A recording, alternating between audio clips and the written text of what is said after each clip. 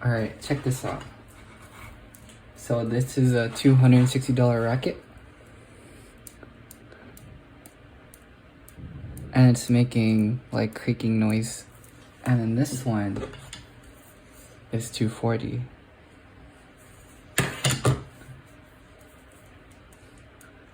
But this one, for some weird reason, is a little bit more bendable than the one that's an actual medium stiffness racket.